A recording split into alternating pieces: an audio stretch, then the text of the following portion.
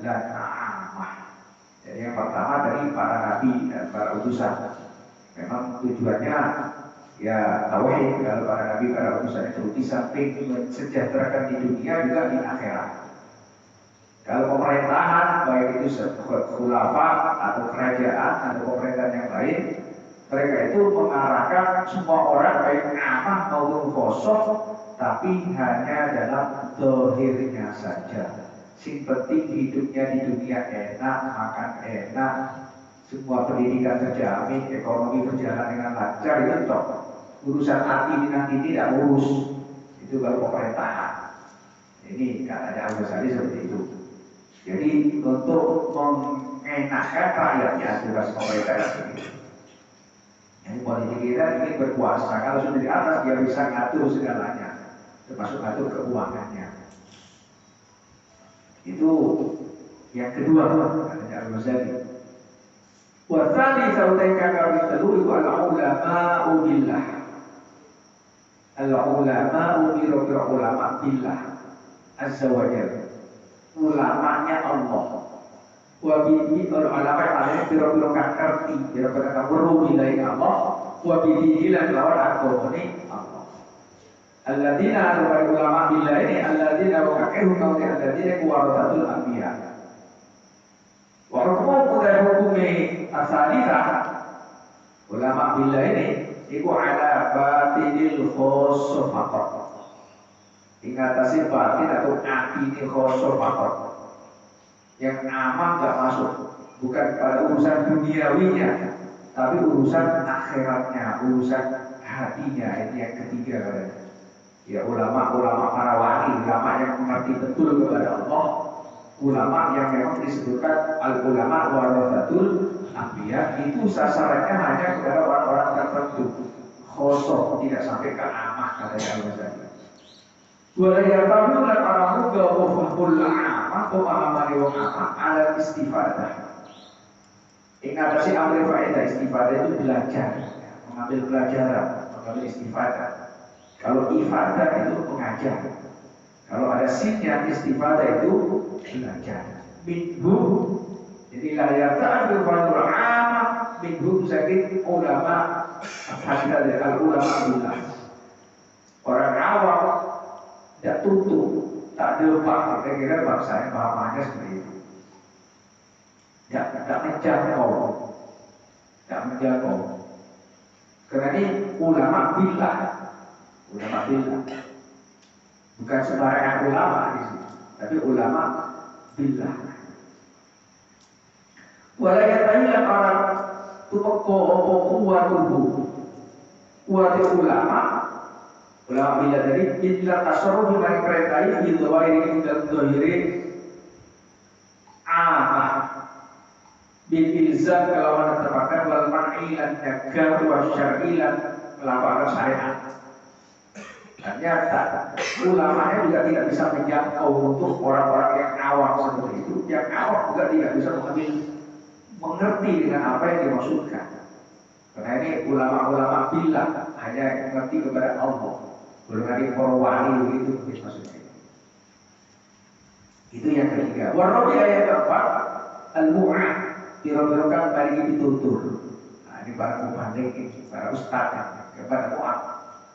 Wa hukum hukumnya mu'ah itu ala bawatinil awam. Yang atas biro-biro ini biro-biro awam membunuh fakor. Mu'ah yang dinasihati bukan orang-orang alim tapi orang-orang kelas awam saja. Fa'asyrafu hadis sunnah mongko utai luwih mulya iki pira-pira pegawean al-arba'ah papat. Jadi ada 4 tadi. Siasatul anbiya, khulafa, ulama billah, dan mu'ad. Ba'da nubuwah setelah yang pertama perhatian iku ibadatul ilmi awa ilmu wa tahdhibi nufusin nas lan berseni atine menungso.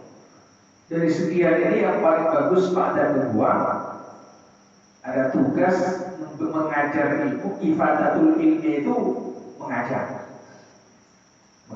Awal faedah ilmu itu mengajar. Kalau istifadatul ilmi itu belajar. adalah mengajarkan ilmu dan membersihkan hati anil akhlakil madhumah saking biro-biro akhlakan dan wudu al-muhdika kan kerusakan. Yang paling utama ya tugasnya para ustaz, para kiai untuk mengajarkan umat dan membersihkan hatinya dari akhlak-akhlak madhumah. Akhlak madhumah itu adalah keterangan tersendiri dan diri kiai, membenci orang lain, tidak suka kepada orang lain dan macam-macam itu.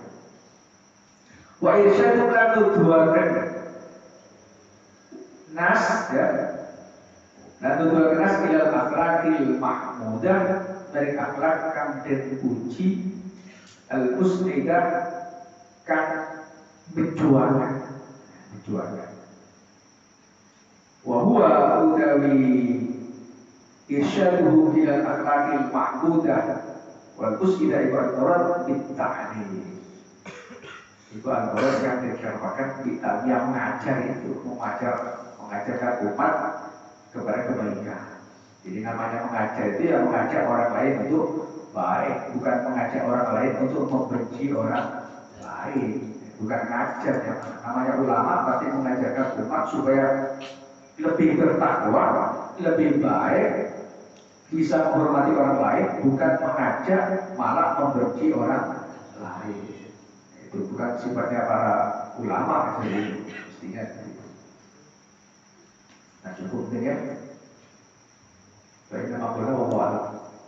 Kira-kira kita oleh baik berikutnya. Berikutnya ini saya ditemani oleh Mas Amin juga ini. Berikutnya tinggal ada halakoh ya. Bapak-bapak yang tadi hanya mendengarkan saja sekarang boleh berbicara. Silakan Mas Amin.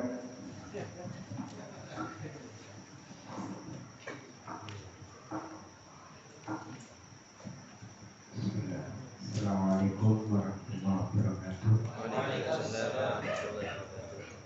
Bismillahirrahmanirrahim. Wassalatu wassalamu ala rasulillah sayyidina Muhammadin abdillah wa ala alihi wa sahbihi wa man wala wa la hawla wa la quwwata illa billah. Amma ba'du. Yang saya hormati dan saya taati Kiai Mas Abdullah Bakir. Semoga beliau diberi kekuatan oleh Allah, sehat walafiat dan sakit. Segenap peserta pengajian yang hadir pada kesempatan ini, semoga kita selalu dalam perlindungan Allah. Semua urusan kita diberi kemudahan, urusan dunia, urusan akhirat, dan dengan niat yang tulus kita hadir ke tempat ini, semoga ini dicatat sebagai amal yang dapat menyelamatkan kita di dunia dan akhirat, berada di bawah bendera para masyayikh atau pesantren Sidowi. Baiklah, dari apa yang kita maknai bersama tadi, kalau ada yang perlu ditanyakan, saya persilakan untuk bertanya. Kalau tidak perlu ditanyakan. Silakan ada.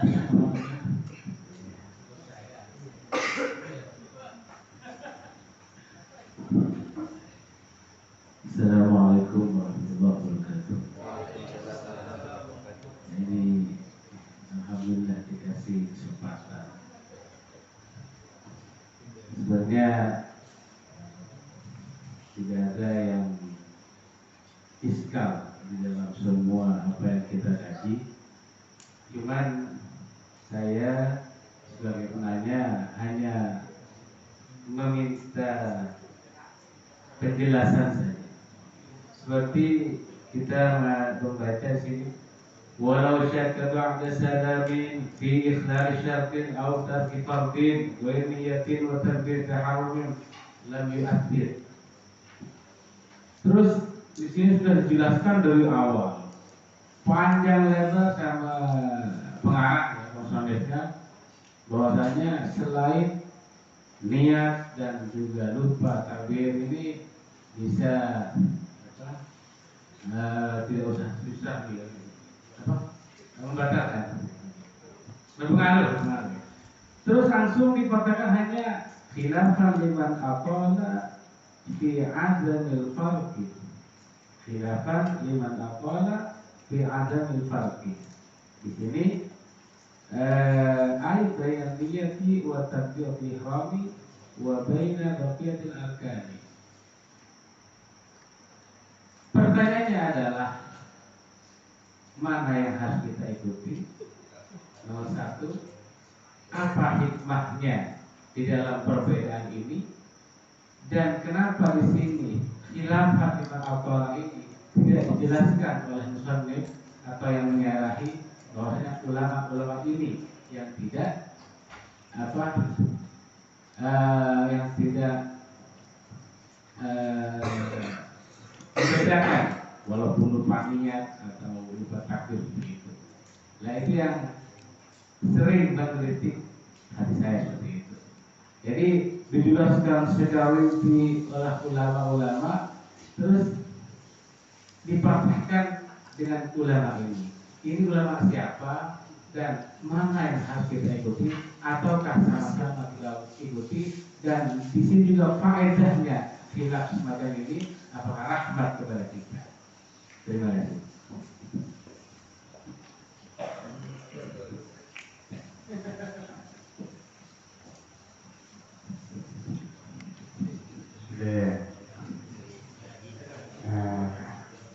Kalau masih ada ya lagi. Silakan, ada lagi yang mau nanya. Boleh tekstual, boleh di luar teks Ustaz ya. Boleh di luar kita. Ya silakan. Silakan, ada yang mau nanya. Atau nanti apa ya tinggal melanjutkan nanti dulu. Silakan. Boleh diperkenalkan, boleh.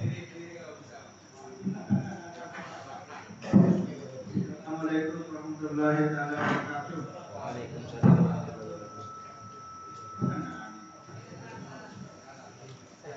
Ini ada pertanyaan dari teman. Ketika kita masuk masjid dan mungkin baca habba yang harus kita lakukan, apakah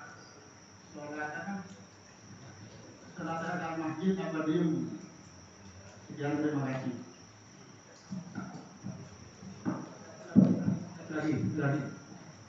Lagi boleh Ustaz. Baik, ini ada satu, ini di luar materi yang sudah dibahas tadi.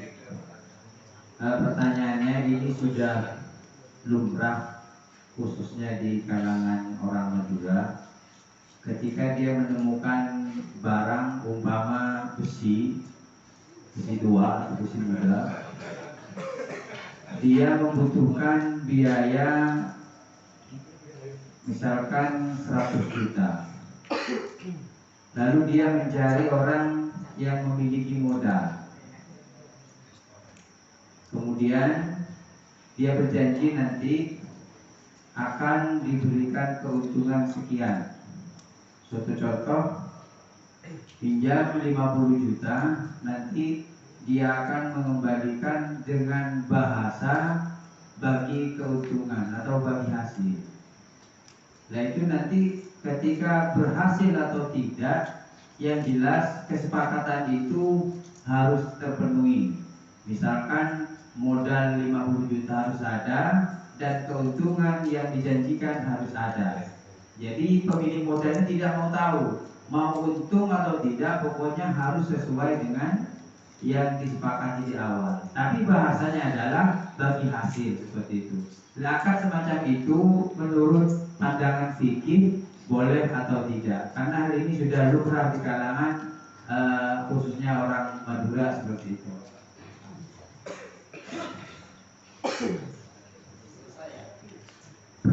Ustaz, di stop dulu. Kita kembalikan kepada Al-Ustaz.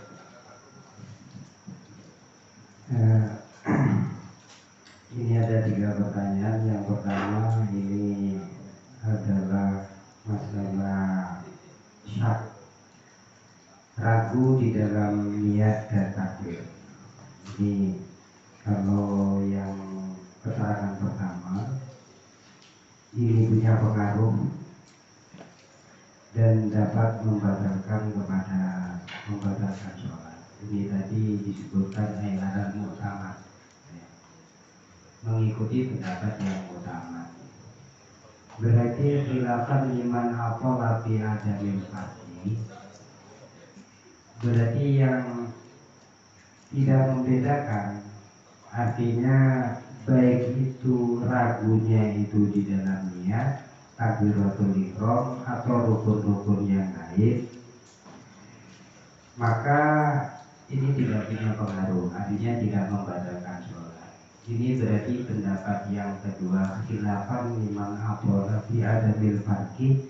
Ini berarti bukan pendapat yang utama. Mana yang bisa diikuti? Semuanya bisa diikuti, karena di sini memang ada di kita.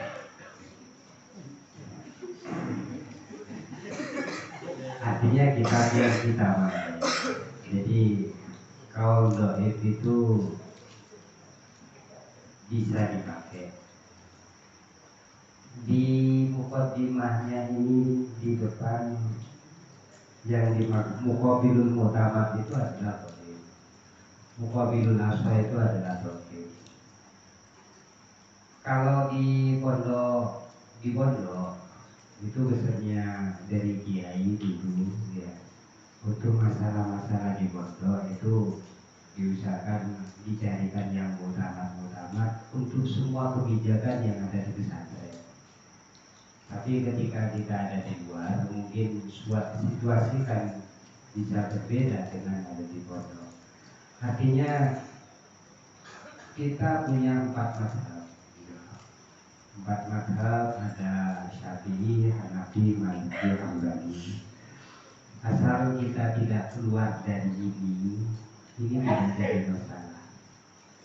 Artinya kita bisa mengikuti salah satunya. Hanya dalam ketentuan kita bertaklid itu kalau mengikuti pelajaran yang kita ikuti dulu di pondok. Ini kita ikut kaul dhaif di mazhab kita itu lebih baik daripada kita keluar mazhab yang di luar mazhab itu dikatakan utama pendapatnya. Jadi dhaif di mazhab kita itu sebenarnya lebih baik bagi kita ikuti daripada yang di luar mazhab, kemudian pendapatnya di luar mazhab dianggap utama. Karena ada dalam satu kesimpulan kalau dalam satu mazhab. Jadi sebenarnya kita boleh ikut saja ya kepada yang ada di sini. Ya tentunya ini adalah untuk mempermudahkan kepada kita sekalian. Karena memang agama itu adalah mudah, bukan sulit. Dan itu dalilnya banyak. Yasiru wa la tu'asiru, dina yusrun wa la yushaddadina ahadun illa wala babu. Ini dalil-dalil untuk mempermudahkan kita, dan ini mungkin adalah untuk mempermudah kita seperti itu. Saya kira seperti itu. Lebih-lebih kalau sekarang ini kita di zaman teknologi, semua informasi masuk kepada kita tahu bagaimana melihat berita-berita di internet itu seperti terasa orang-orang yang berpegangan kepada fikih itu adalah seperti kita yang ada di dunia pesantren saja. Di luar itu sepertinya sangat sepertinya ya bukan meninggalkan, memang mereka ingin berfikih sendiri begitu. Dan ini ya kalau dibandingkan dengan ini ya sangat jauh. Jadi lebih baik ikut yang dhaif saja. Kalau sampai keluar dari metodenya ulama-ulama kita, saya kira seperti itu dalam masalah kita bertaklid.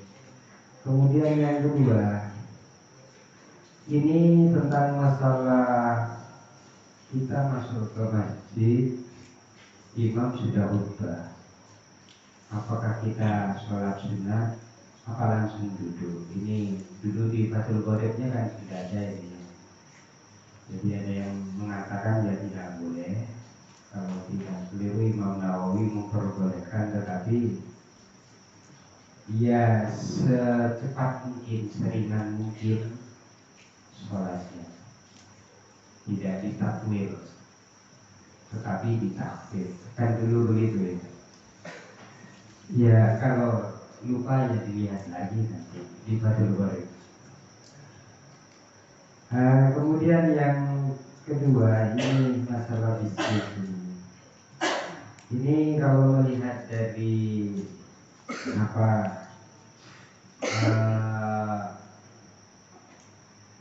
apa yang disampaikan sih buatnya ini kan sepertinya masuk di atas kirot kan begitu. Mestinya kalau kita bicara tentang kirot, ya ketentuan yang ada di kirot itu penting kita ikuti. Makanya tadi saya sampaikan, kita kalau di luar mungkin dihadapkan pada situasi yang kita membutuhkan banyak mazhab. Makanya kalau di pondok pesantren sekarang kan fikih lintas mazhab itu bukan hanya bab ibadah. Kalau pada masa saya kan hanya ibadah. Sekarang ini sudah dari ibadah sampai ke kotor sama-sama dipelajari. Mungkin ya seperti ini, karena kalau di Syafi'iyah toh mungkin seperti sekarang ini kita ini banyak melakukan transaksi. Kalau kita ikut kepada Syafi'i, itu semuanya transaksi itu hukumnya fasid. Artinya seandainya ya fasid atau nggak ketemu akadnya. Satu contoh sekarang ada Shopee, kemudian ada yang punya lapak di Shopee. Ini kalau kita mau bahas melalui fikih Syafi'i, ini sangat jelimet sekali, perlu detail. Shopee ini apa kedudukannya, kemudian yang punya lapak itu apa, kemudian yang menghantar itu wakil dari siapa. Ini nanti akhir-akhirnya nanti ke fasid. Mungkin sama dalam bab muato. Bab muato ini kalau di mazhab Syafi'i itu kan tidak sah. Tetapi nanti hartanya itu kemungkinan tidak ada tuntutan di akhirat. Kenapa? Karena berangkat dari dasar antarodin. Muato itu adalah saling menukar tapi tanpa ada ijab kabul. Itu namanya muato. Ini kalau di ianahnya diterangkan bahwa ini untuk dalam masalah harta mungkin nanti ini tidak akan ada tuntutan. Kenapa? Karena didasarkan antarodin, saling ridho. Tetapi min haitsul ta'ati bil uqud al-fasidah, yaitu kalau melihat dari praktek, melakukan praktek akad yang fasid, ini nanti yang akan ada tuntutannya. Makanya kalau memang kita ikut kepada Imam Syafi'i, ingin kita ada landasan terus setiap beramal, maka perlu dicarikan apakah semua ulama sepakat bahwa orang yang at-ta'ati bil uqud al-fasidah itu hukumnya haram. Karena sekarang ini kita terjebak di situ, dan tidak bisa, karena memang kita hidup di dunia yang modern ini. Contohnya saja sampean kalau ngirim putranya ke pondok, kan masuk ke uang sampean ngirimnya kan di sekolah. Terus uang sampean ke, kan bukan uang sampean yang dikirimkan ke putra sampean. Uang sampean kan ada di sini. Kan ini masih ada semacam apa ya? Ya sirkulasi atau ini uang dari mana, terus uang yang disampaikan apa yang sampai ke anaknya, siapa yang membayar. Ini kan ada transaksi yang tanpa diucapkan, kan begitu. Sedangkan bagaimanapun ketika bicara tentang akad di dalam fikih, sifat pembicaraan itu adalah yang sangat menentukan,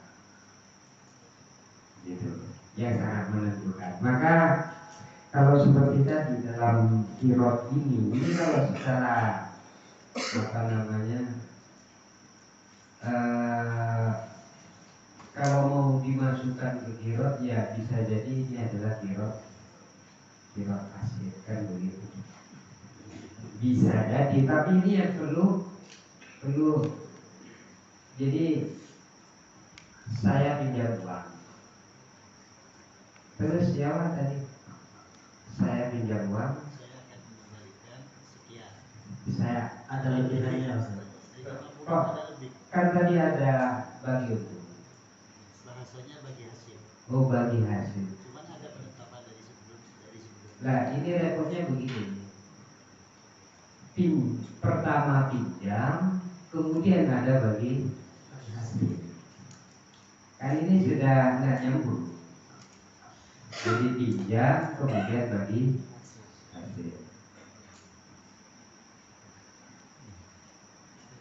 Mau dimasukkan ke kirot, awalnya dimulai dengan pinjam. Ya. Maka ini ya, ini mau dimasukkan ke akad apa? Ini tidak ketemu maksudnya.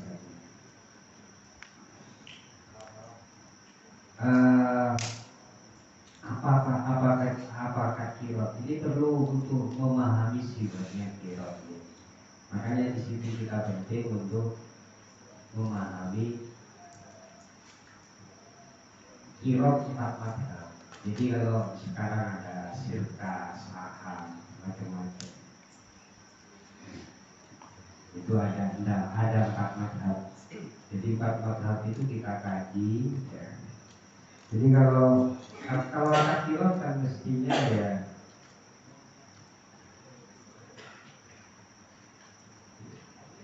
akad kirot. Tapi ini yang jelas bukan kirot. Kalau mau dikatakan pasif, bukan kirot. Kirot tapi kan pinjam, tapi ada bagi hasil. Jadi mungkin sementara ini kalau mau dimasukkan ke akad, akadnya belum ada. Mau dimasukkan ke kirot, ya sulit. Kemudian akad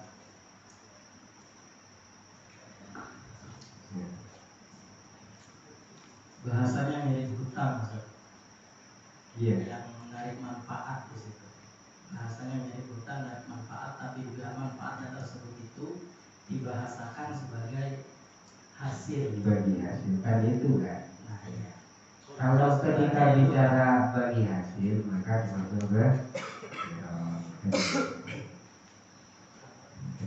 tapi ketika ke kalimat sifatnya ini adalah hutang.